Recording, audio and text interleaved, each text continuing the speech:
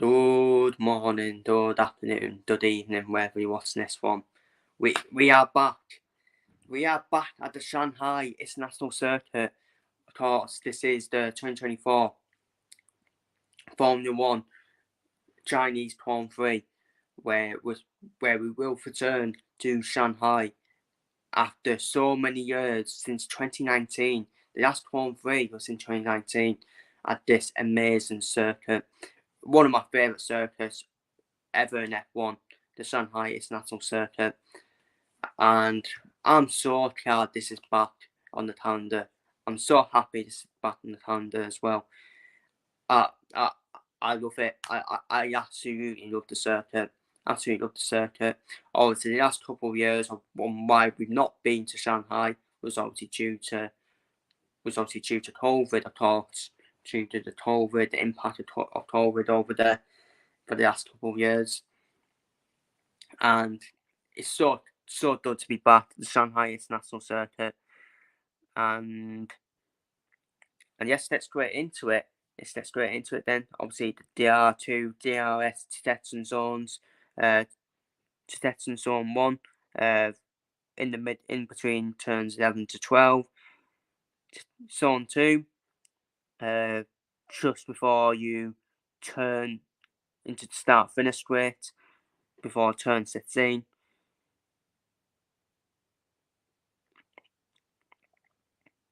And your best overtaking opportunities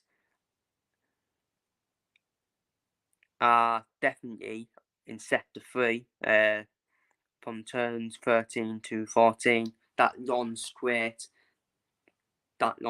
of course, from turns 13 to 14, and the start finish straight parts.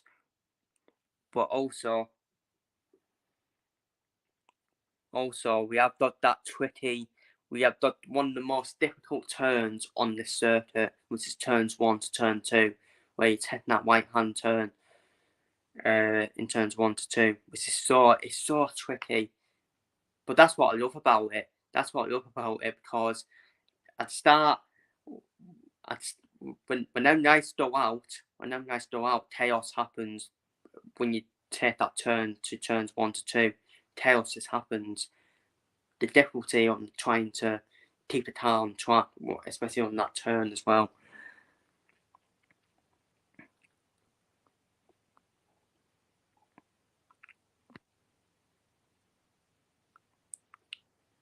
And yeah, I absolutely love this circuit. Absolutely love it. And in terms of the circuit information, the first one, to be fair, was only in 2004. So it's not been here for long, has it? Not been here for long. It's been 2004 to 2019, 15 years. And we've had a 5-year spell out. No, 4-year spell, 4-year spell out. We now return to the circuit in 2024. Number of laps, 56 laps, circuit length, 5.451 turn meters. The race distance, 305.066 turn meters.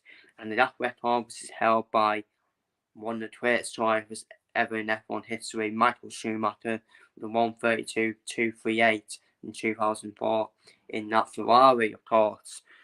Michael Schumacher at his dominant best when Ferrari had that dominant best, of course.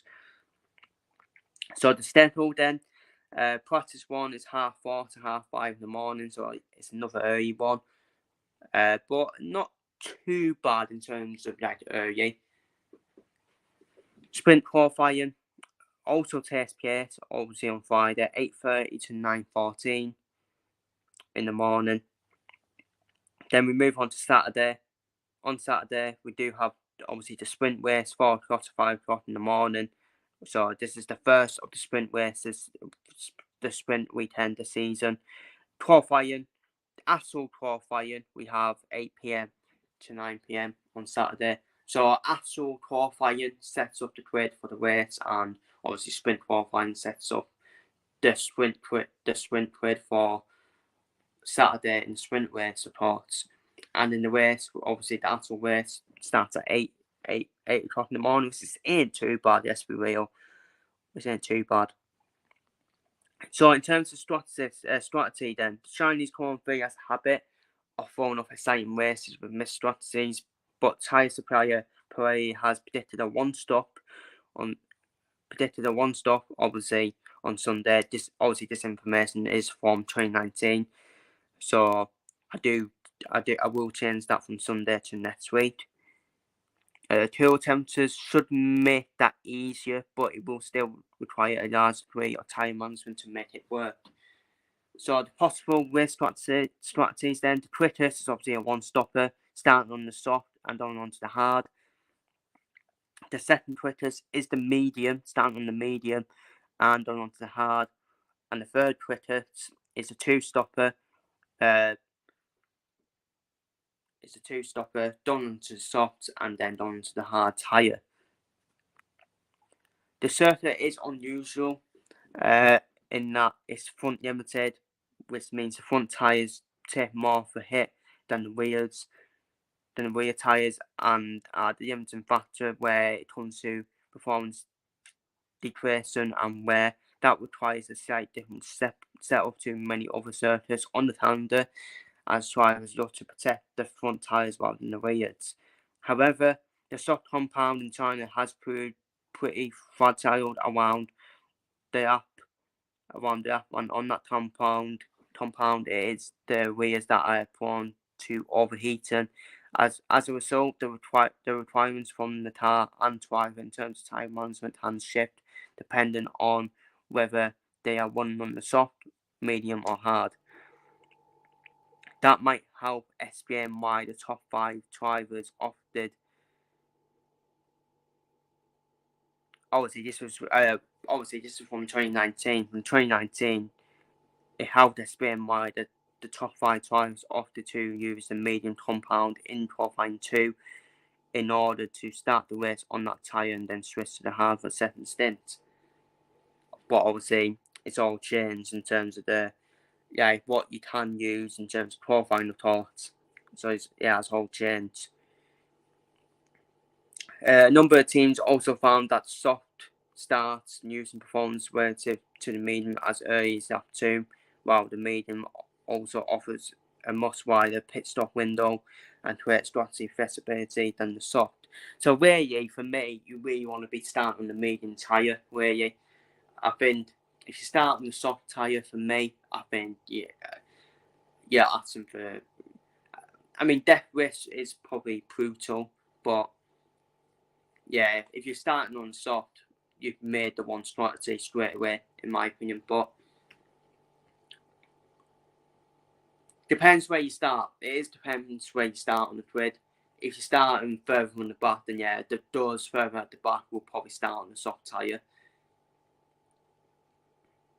While if you're Max Verstappen, or who's probably going to be on pole, he will easily just start on the medium tyre.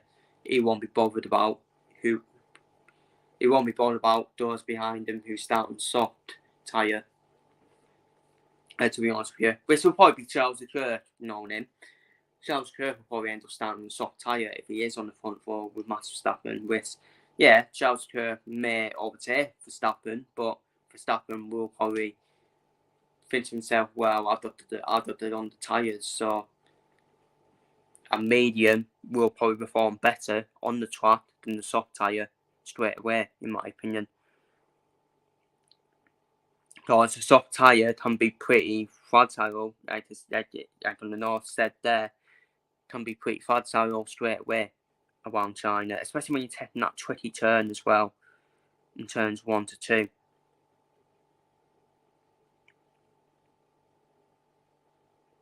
It's just a mad turn, to be honest with you. So, in terms of my predictions, in terms of my qualifying prediction, I think Max Verstappen will start on pole. I think Ferrari will be the closest chances, but Charles Leclerc has been complaining about his tyres, whether his tyres can make it, and he has been complaining about his tyres. Like, he don't know if about his tyres in the ahead of this Grand Prix. So Charles Leclerc may have problems in this Grand Prix.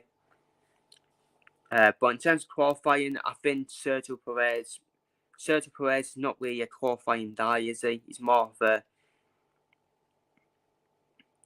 race driver, isn't he? Sergio Perez, more of a race driver. I think Carlos Sainz may do well, to be fair, in qualifying, and may be close to Max Verstappen. He could swap it round. He could swap Perez and Charles Leclerc round to Charles Leclerc. Having some complaints about the tyres ahead of this Grand Prix. And but the rest is pretty much as expected. Yeah, Mercedes will still have their struggles in terms of qualifying. I think McLaren. I think George Russell may split the McLarens, but that's all I can see happening from Mercedes. Alonso's qualifying 9th. I think Yuki Tsunoda will continue to start the season, and I think he may do well in qualifying. Yuki Tsunoda as well. Haas will continue to do well in qualifying as well. I think Hulkenberg and Madsen, I expect both of them to stay out at qualifying 1 and even make a challenge to try and get into qualifying 3. Alex Albon, he'll probably get the best out of that Williams car. Jan Stroll always seems to struggle, doesn't he, in qualifying for Aston Martin. I wouldn't be shocked to see him either get knocked out in qualifying 1 or he just makes it to qualifying 2. Zhou Guanyu, of course, it is the home Form 3 of Zhou Guanyu, of course, so he'll be wanting to do well. I think he's definitely going to be one of the drivers wanting to develop the car to try and at best, scoring the points in his home Grand Prix. Daniel Ricciardo, I think he'll struggle, unfortunately. I think he'll struggle in qualifying, but might be proved one. Alpine, they are what they are, unfortunately. Alpine, they're already, at the moment, they're in the mud on Alpine. And Bottas, I feel sorry for Bottas. This doesn't have the car, does he? In terms of Sauber and Jordan Sargent, I think will be bottom in qualifying. In terms of my race prediction, then, may shock a few people. I've done for Max Verstappen to win, of course. But Red Bull, I will say, Red Bull have not won. They have not won in China. I'm pretty sure Red Bull have not won in China. Which is mental, isn't it? Which is mental to think that Red Bull have not won in China. So, bit of hope. There is a bit of hope there for you Red Bull haters. But that was, I think, Mercedes. It was Mercedes, wasn't it? Who were the most dominant at Shanghai. But they were under the aspirations. They're under the aspirations, of course. And obviously, with these current radiations, Red Bull are having the most joy with these current radiations. So, Red Bull will probably be dominant again in terms of China. But if Carlos Sainz can get on the front row, Carlos Sainz, he has more fight in him than Charles Leclerc, in my opinion. Charles Leclerc is a bottler. Charles Leclerc bottles it. No, I'm saying it now. Charles Leclerc, he bottles it against Max Verstappen. I don't know if it's because, obviously, they collided in the amateur days with each other. And people be like, oh, but Chris, Charles Leclerc doesn't have the tar. Nah, he's a bottler. He's a bottler, Charles Leclerc, in my opinion. He's a bottler. And I think Carlos Sainz, he will fight Max Verstappen. But it's probably missed my prediction of Verstappen and Carlos Sainz to be teammates at Red Bull. Which probably makes it, you know what, that might not work, actually, Verstappen and Sainz. Because I think Sainz, I'm telling you right now, but at the same time, Carlos Sainz does not respect Charles Leclerc, in my opinion, as his teammate. If Charles Leclerc would have had Lewis Hamilton or Max Verstappen as his teammate, then I think Carlos Sainz will probably back off a little bit. He will back off and actually respect them more as teammates because they've actually won something in F1 and they're not a pretender like Charles Leclerc. And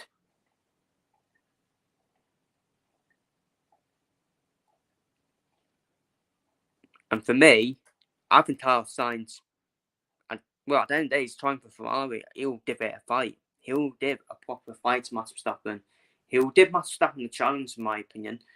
But I think Max Verstappen will obviously come out on top, unfortunately, for Carlos Sainz.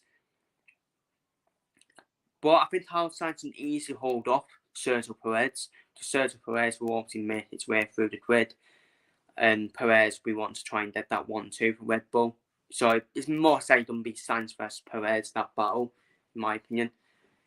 Lando Norris may sneak up and try and fight for a podium place. I think Lando Norris will finish in 4th. I think Alonso will finish in 5th. I think Alonso will finish in 5th. Piastri will finish 6th. Hamilton will finish 7th.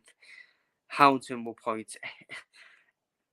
it's interesting with the struggles at Mercedes, isn't it? But I think Hamilton will try and do the best he can. And with that car, I think Dutty Tsunoda will continue to store points. Dutty Tsunoda, I think Hulkenberg will get the points. You know what? Fuck it. I think Chopin, that's more of a heart prediction for me because of it being the home to 1-3 and all fantasy and all that with the home to 1-3. I've done for Chopin to get in the points in his home to 1-3 as well. And but yeah, I have forgotten to do the sprint. You know what? I'm not going to do the sprint predictions, actually. I'm not going to do the sprint predictions because I think the sprint weights and sprint qualifying means nothing for me. It means nothing to me, in my opinion. The only time the sprint weights means something is because you get bonus points if you finish in the top 8. If it's because you get bonus points. And I've said it in the past, I don't like the sprint at all. I really need to scrap it, in my opinion. Sprint race is irrelevant, in my opinion. All you get for it is you get bonus points, that's it. You get bonus points and that's it. Actual qualifying, the actual race actually means something because you get even more points, don't you? The only change I would make to the sprint race for me, the only change I would make to the sprint is the top 10 should still store points in the sprint race. And also, the points need to change, in my opinion. What you could, I said it in the past, what you could do is, for the sprint, you could half the points from the actual race total. So, in the race total, for example, Max Verstappen, who I've done for to win in China, Max Verstappen will probably get the fastest lap as well.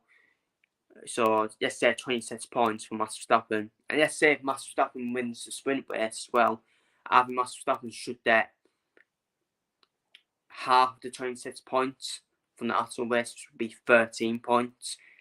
And you know how it does.